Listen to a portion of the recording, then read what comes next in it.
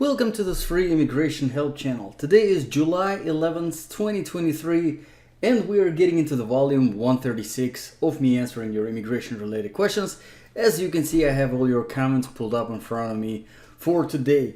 As always, before beginning this video, I'm gonna mention I am not an immigration attorney. This is not a legal advice. All the information provided in these videos on this channel are directly from official government sources like USCIS and of course the Department of State with their visa bulletin. So let's start with the very first question from Vali DH1587. I-130 was filed in 2008 in F3 category for family of a US citizen from Afghanistan.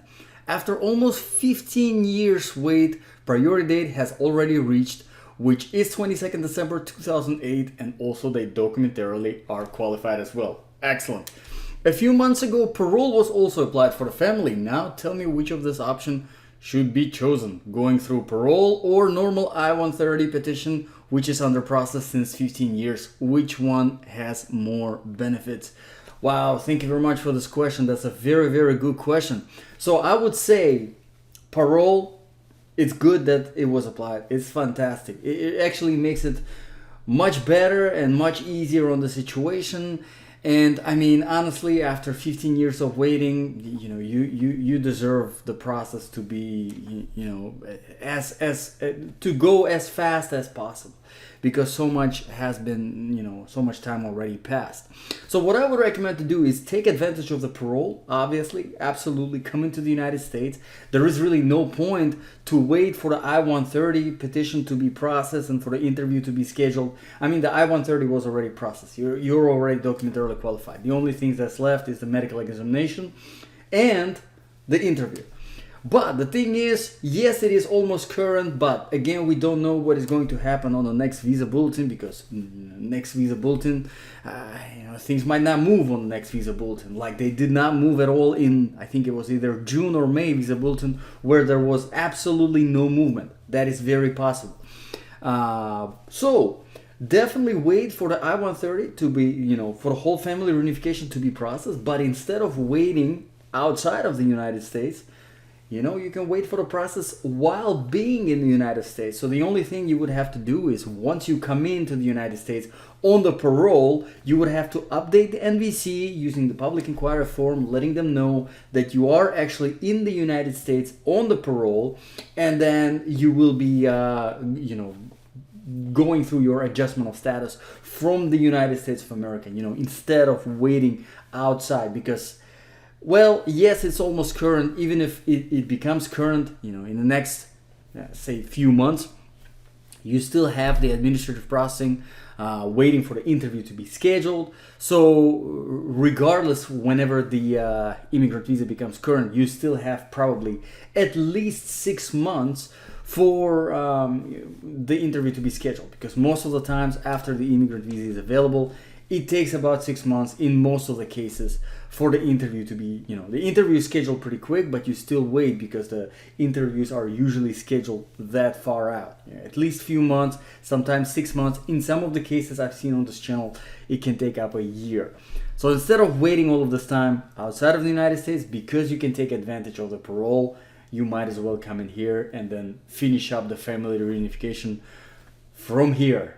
So hopefully that answers your question. That's what I would do. Obviously, you have your own decision to make, and I wouldn't, tell you to just stick to one advice. Obviously, seek the advice from other sources, just to be, but that's what I would personally do.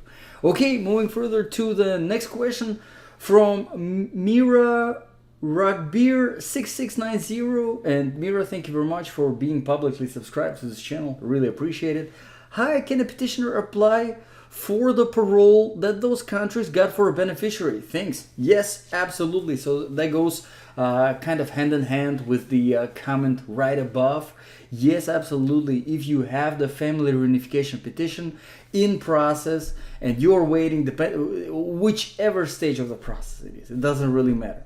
A lot of times the parole is allowed in some situations. For some countries, depending on which country you're from, it might be a little bit different. But in some situations, you have to have an approved I-130 petition by USCIS before you can apply for parole. And in other situations, you don't even need the family reunification petition at all to apply for a parole. So whichever applies to you, figure that out. And if you can apply for a parole, yes, absolutely, go ahead and do that.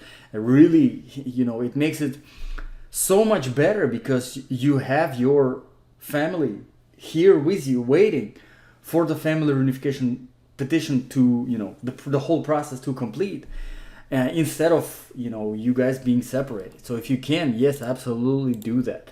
Okay, let me put this, and we're gonna move on to the next comment. Question from Julie Hamby 8311. This doesn't apply to Mexicans. Not fair. So that was comment on family immigration process from start to finish.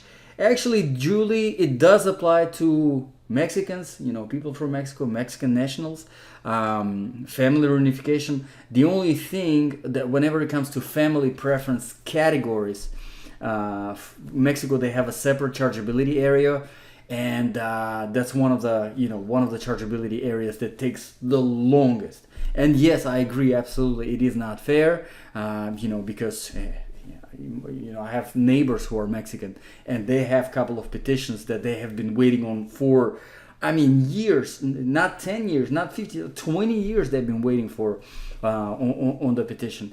And it's kind of sad because then there are people that are, taking advantage that Mexico borders with the United States, and then they just cross the border, and which is, obviously not a better option because it's dangerous. There are a lot of downsides to that as well. But at the end of the day, if we look at the way the system is set up, and again, why do we have the limitations on the immigrant visas that are available annually for all chargeability areas, including the separate chargeability areas like China, Mexico, Philippines, India, is because Congress implemented a limitation on the availability of immigrant visas, which limits the family reunification petitions, limits legal immigration, and instead kind of, opens, gives a choice. It makes it almost seem like a better choice to consider other ways that are not legal, and it is really sad, and it is not fair indeed. But Julie, to make sure that I kind of state this, this does apply to Mexico. Yes, you do wait longer, but you can submit an I-130 petition for your relative, for your family member in Mexico, for Mexican national. Okay, so let me post the answer to this comment right here. We're gonna move on to the next from Enzama Dennis. Enzama, I haven't heard from you in a while. Thank you for another comment, and this icon right here means Enzama is one of the top commenters. So Enzama says, hello, wonderful work, appreciate it. I'm Dennis from Uganda. May I know the date for applying for DV Lottery 2025? So Enzama Dennis, thank you very much for another comment. So whenever it comes to the DV Lottery, I'm pretty sure it starts in October. It starts in October, and I think the entry goes till like a couple of months. I think the entry is. Honestly, I've never participated myself in the DV Lottery. I never filled out one of those, so I'm not too familiar. But I'm pretty sure it is October. But I think it is actually dvlottery.gov. Let me double check that. dvlottery.gov should be an official. No, never mind. Let's try to find that. DV Lottery. See if we can find the official government website. There you go. This is it right here. So there's a lot of websites that are, that put keywords DV Lottery, Green Card Lottery, whatever. Be very careful, because most of them, they actually try to charge you money. That's the whole point. But the original DV Lottery from Department of State is free. So make sure you are on the official government website, which is actually dvprogram.state.gov. Here it is right here. So what I'm gonna do is I'm gonna put this put the response, and I'll put the link so that you don't have to search for this website. But this is the official government website from the Department of State. So if there are any updates or for the entry itself or to check the status, this is where you go to. Okay, moving further to the next question coming from Vermain28. Hello, I'm a US citizen. Can I file I-130 to my husband, so for my husband right now without changing my last name for now? Yes. Absolutely 100%. And I would definitely recommend not waiting for the name change. Honestly, it's not that much important for the immigration purposes anyway. But you do want to start the I-130 petition as soon as possible. Because, whenever it comes to even, since you're a US citizen and you will be petitioning for your husband, your spouse, it's going to be immediate relative category. So you're not going to be dealing with the backlog, and immigrant visa is immediately available once the I-130 is approved. That's the good news. Not so good news is that there's still a lot of time to wait for the I-130 to be processed, depending on which state you're applying from, depending on which immigration service center it goes to, where it's reviewed, and then obviously once it is approved, there is NVC that you have to deal with, become documentarily qualified, your husband becoming documentarily qualified, and then obviously medical examination and the interview in the US Embassy. So there's a lot of stages. So the sooner you start the process, the better. Okay, let's move on to the next question coming from Maria Yates. 3027. My husband is a British citizen.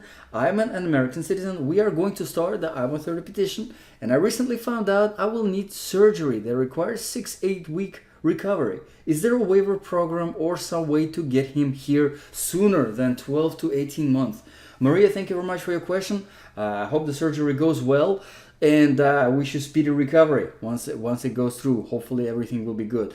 So yes, absolutely. There is really no separate waiver per se, but you can request an expedited processing directly from USCIS if by the time, hopefully it processes faster, if they do accept that expedited request and they do process faster and review it, approve it, transfer it to the NVC, you can also submit the expedited request directly to the NVC. So I would recommend to prepare a few documents, medical documents, from a doctor, whatever, maybe a signed statement from a doctor saying that you do need this procedure. And obviously you preparing a nice cover letter, a nice request, and then apply for the I-130 as soon as possible. And then you can send that cover letter together with the application. Online they do have a separate now for the cover letter where you can paste that cover letter and also upload separately those medical documents showing that you are asking there is an important reason why you're asking an expedited processing. Unfortunately, it's not a guarantee that and a lot of times, even with good reasons, they either ignore these expedited requests or deny that expedited request and just process it normally. A lot of times, unfortunately, that happens. So it's not a guarantee, but it's definitely. I would definitely recommend requesting it, and if they approve the expedited request, it's going to be good. I do have 2 separate videos on the channel. One is on how to request expedited processing with USCIS, and it's very straightforward. Like I said, while you're filling out that online application, if you're doing it online, which I would recommend doing because it's going to be processed faster than the paper application, in the cover letter section, paste that cover letter requesting that expedited processing, and then also once the online application is submitted, send a separate letter, physical letter, to the USCIS, to the service center where the application went to, requesting that expedited processing. Again, hopefully it's approved, and hopefully by the time that surgery comes, they already transferred to the NVC, so that you could do the same thing with the NVC. Once the case is at NVC, you can request expedited processing with NVC, and you do that through a public inquiry form. And I also do have a separate video how to request the expedited processing with the NVC. So Maria, hopefully again, the surgery goes well, and I really hope that they approve your expedited requests, and it's processed faster. Okay, let's move on to the next question from Dennis to Ford. Dennis, thank you very much for another question. As you can see, Dennis is one of the top commenters. This is what this icon means. Dennis says, "Hi sir, is the new visa bulletin not out yet? And what was the update for the video you made not long ago?" Okay, let's take a look at the visa bulletin. So this is July 2023. Let's see if we got August. Nope, not yet. August visa bulletin is not out, but we should probably have it, I would say, by the end of this week. But again,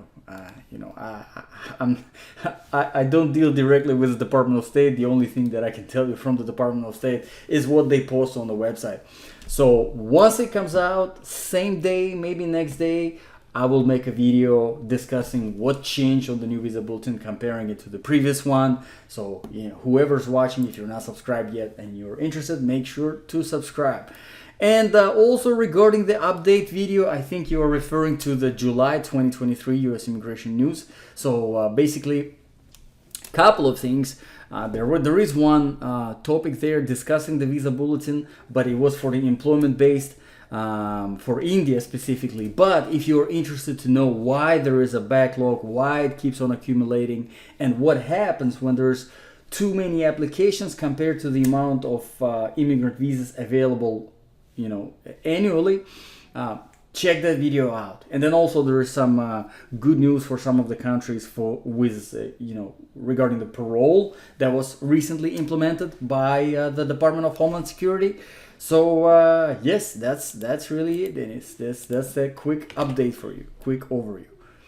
Okay, moving further to the next comment from Peter Liu 1268, how to schedule with immigration office. To find out what happened to my petition for my sister F4, forced preference category, siblings of US citizens, which is way out of processing time. The priority date is June 2005. Wow, okay, so June 2005. Let me take the visa bulletin and see what's going on for the F4. So we are on April 2007 for China. For India, it's September 2005. For Mexico, it's August 2000. And Philippines, August 2002. So Peter, let me know which chargeability area your sister, which country she's from. Because if she is in all chargeability, which is all of the countries except China, India, Mexico, and Philippines, then yes, its immigrant visa is definitely 2 years overdue. China, same thing. India, it's right around there. Mexico, then still 5 more years. And then Philippines, then still 3 more years for the availability of the immigrant visa. So let me know which one of the chargeability areas it is, because as you can see, it does make the difference. Because, if it's, for example, Philippines, then there is still some more time left. But regardless, whichever chargeability area it is, I'm pretty sure the petition is already with NVC. So if you do need to get some kind of updates, that's who you would need to reach out to. So I'll show you where to find the public inquiry form, and it should be helpful for everybody else. I'm going to post this right here. And what I'm going to do is I'll put the link for the public inquiry form so that you don't have to search for it. But I will show you where to find it. Here it is, the page for the visa bulletin that I just did the check, the most recent visa bulletin for July 2023. You can find this page, link for this page in the description below. Click on it. You will have this page open in front of you. From this page, click on Contact Us right here at the very top of this little Contact Us. I'm going to open it in new tab. And from this page right here, we're going to go to US Visas, Contacts. And then scroll down just a little bit and you will see Email, Public Inquiry Form. So we're going to click on Public Inquiry Form. Scroll down a little more. You will see Online Immigrant Visas Inquiries Only, Public Inquiry Form. So we're going to click on this. And there you go. Here's the public inquiry form. So here you will put your NVC case number, which you already should have. I'm thinking you should definitely have the NVC case number already. Principal applicant's full name is going to be beneficiary's full name. Principal applicant's date of birth is going to be beneficiary's date of birth. Petitioner's full name, that's going to be your petition. Petitioner's full name, your name. Who are you, beneficiary or the petitioner? You're the petitioner. Your email address, and then in your inquiry you can again identify yourself, explain the situation, explain the priority date, let them know the chargeability area, so far so forth, and then request a follow-up basically with the information on what's going on with the petition. Again, if you can, I would ask you to post a follow-up comment on this channel and let me know which chargeability area. You can just let me know 3 things. It's the chargeability area, priority date once again, and then the family preference category once again, so that I don't forget. And I'll take a look at the visa bulletin and I'll let you know if the immigrant visa is current or not. But regardless, use the public inquiry form with the NVC. They're pretty quick to respond to it. Don't be too upset if they respond with some kind of boilerplate response. They do it, but that would be the first thing to do regardless, in order to kind of start your inquiry. And if you know for a fact that immigrant visa, that the priority date is current and immigrant visa should be available and nothing is happening, this is the first step to kind of open up and go from there. Okay, let's move on to the next question. Comment from CWYNT9319. Thanks for taking the time out to give all this info. You're very welcome. My grandma is in a nursing home on government assistance. Her green card expires this August. Okay, so pretty close. But my mom waited too long to let me know all this, plus she doesn't have a lot of her info. She provided me with her social security number, Medicaid card, and old green card. So back in June, I sent in her application along with fee waiver, but USCIS sent it back, even after providing the reason in the form. Please help. Thanks much. Okay, so I'm going to ask you for a follow-up comment if you can. Did USCIS not accept the whole application package, including the Form I-90 for the replacement of the green card, or just the I-912 fee waiver request? Because I'm thinking, if they did not accept the I-90, right, there can be a few reasons. Maybe you didn't attach the payment, and I would recommend doing that for everyone who's watching.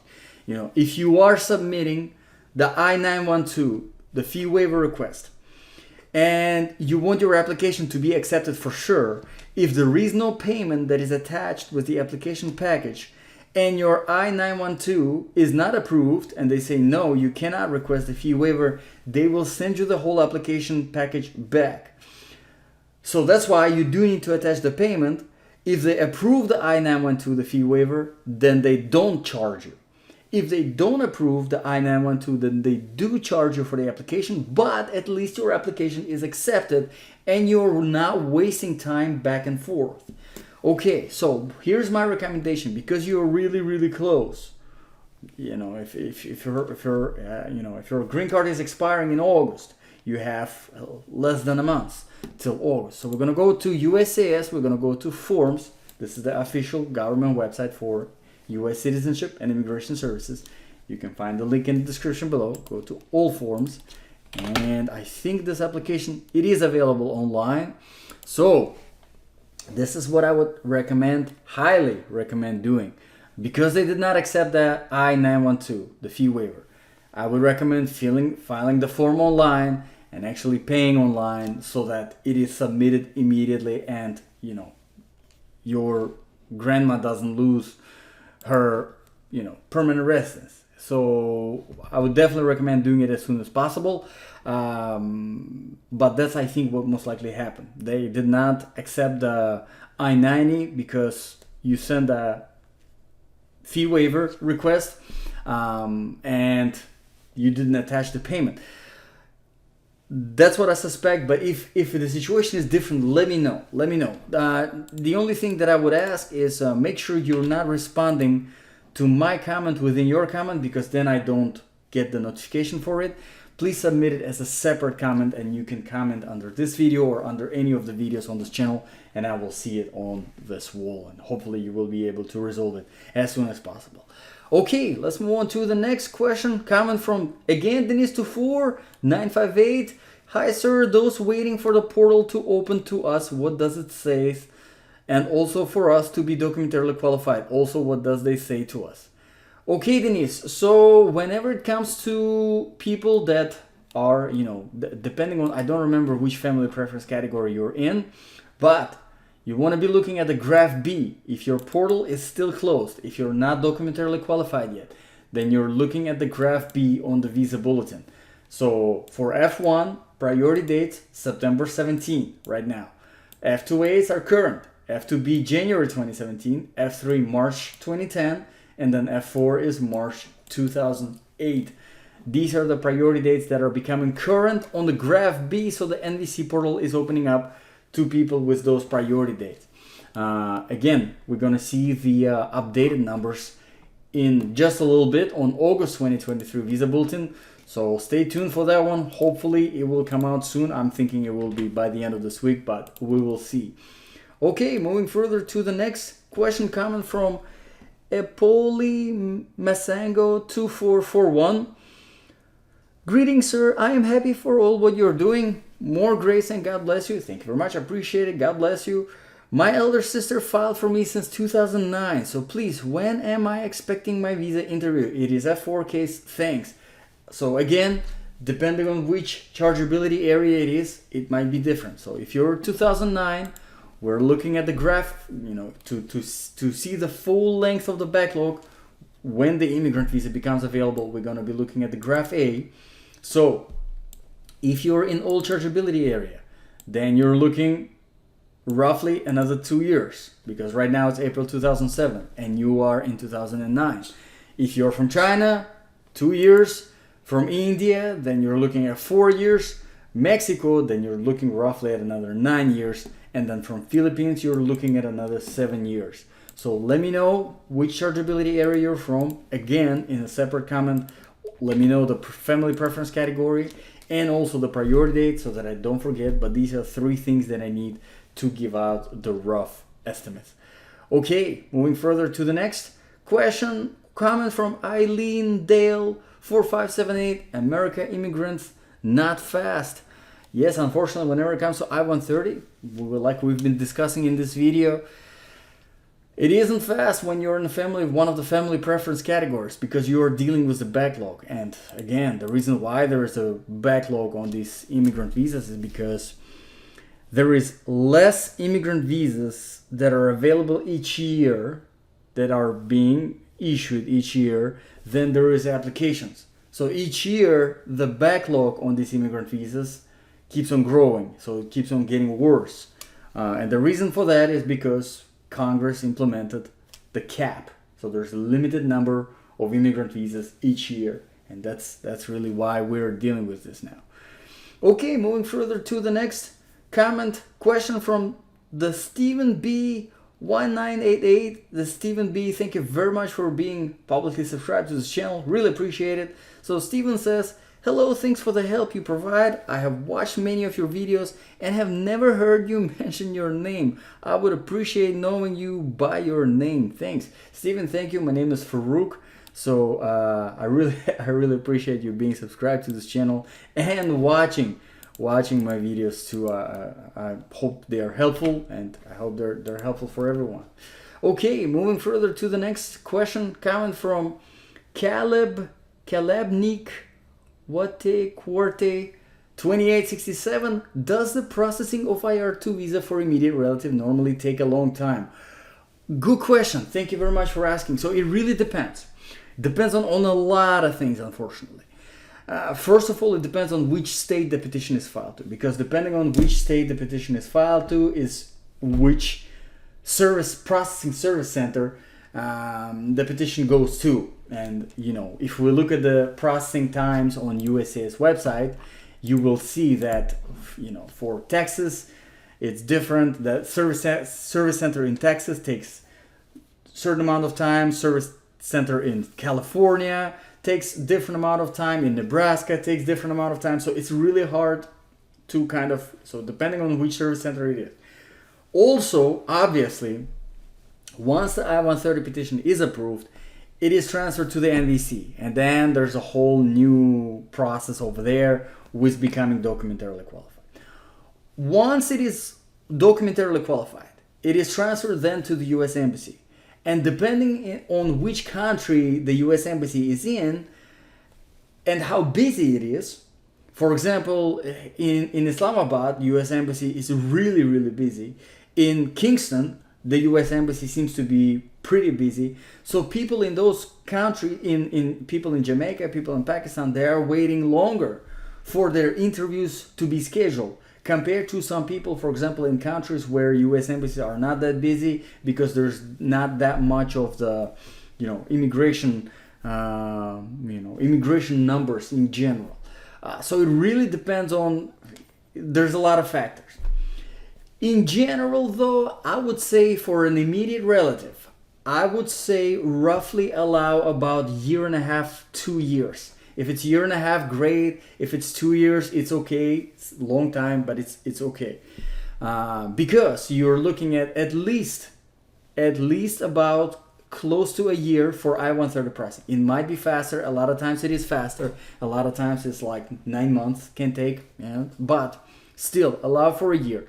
Then for, becoming documentarily qualified, roughly another, if everything is good, if all of the documents submitted, nice, 3 months.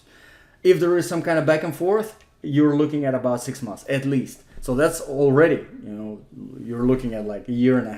And then for scheduling of the interview, you go for a medical examination, you go for an interview, you're looking at another roughly 6 months before it's done. So you see about 2 years total. But thank you for the question. Great question. I'm going to answer one more for today. Again from Kalebnik Wate Quarte 2867. Hi, good sir. Thank you for your answer. In your previous video, I filled an inquiry form to the NVC for reopening of my DS-260 to make a correction with my middle name. Yes, awesome. They responded that my case is documentarily qualified and cannot be reopened. At this point, great, then don't worry about it at all. However, I can inform the consulate officer about the mistake on my interview date. Thank you so much for the advice. Absolutely, I'm glad it is resolved. So since you are already documentarily qualified, yes, you don't have to worry about that. Just make sure to bring all of the documentation that you were documentarily qualified with to the interview and then explain the situation. And I would also recommend printing out those emails between the NVC, you requesting to open up the DS-260 to correct the mistake, and them responding. Bring it to the interview as well in a separate folder, just in case if there are any extra questions. You can say, hey, look, I tried to fix it, but they didn't let me do it, so here you go. This is my proof. I tried to fix it, just in case to be on the safe side, because yes, I like to be on the safe side as safe as possible. So thank you very much everyone for all your questions and comments. Always appreciate them. Hopefully my answers were helpful. Thank you for your time. God bless, and I'll see you all in the next video.